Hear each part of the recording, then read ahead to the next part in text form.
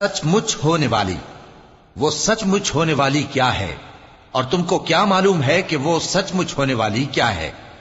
وہی کھڑکھڑانے والی جس کو سمود اور عاد دونوں نے جھٹلایا۔ سو سمود تو زبردست زلزلے سے ہلاک کر دیے گئے، رہے عاد تو ان کو نہایت زوردار آندھی سے تباہ کر دیا گیا۔ اللہ نے اس کو 7 رات اور 8 دن ان پر چلائے رکھا۔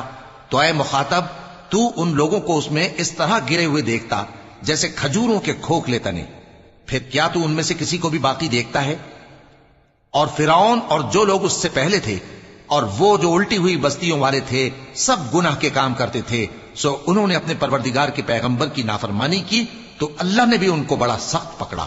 جب پانی طغیانی پر آیا تو ہم نے تم لوگوں کو کشتی میں سوار کر لیا تاکہ اس کو تمہارے لیے یادگار بنائیں اور یاد رکھنے والے کان اسے یاد رکھیں۔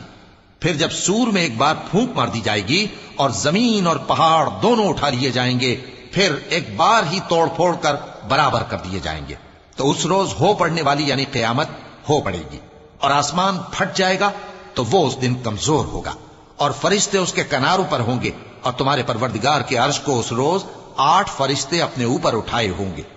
اس روز تم لوگ سب پیش کیے جاؤ گے اس طرح کہ تمہاری کوئی پوشیدہ بات چھپی نہ رہے گی۔ اب جس کا اعمال نامہ اس کے داہنے ہاتھ میں دیا جائے گا وہ دوسروں سے کہے گا کہ لیجئے میرا نامہ اعمال پڑھیے، مجھے یقین تھا کہ مجھ کو میرا حساب کتاب ضرور ملے گا۔ بس وہ شخص من مانے عیش میں ہوگا، یعنی اونچے باغ میں جس کے میوے جھکے ہوئے ہوں گے۔ ان سے کہا جائے گا کہ جو اعمال تم ایام گزشتہ میں آگے بھیج چکے ہو ان کے عوض مزے سے کھاؤ اور پیو۔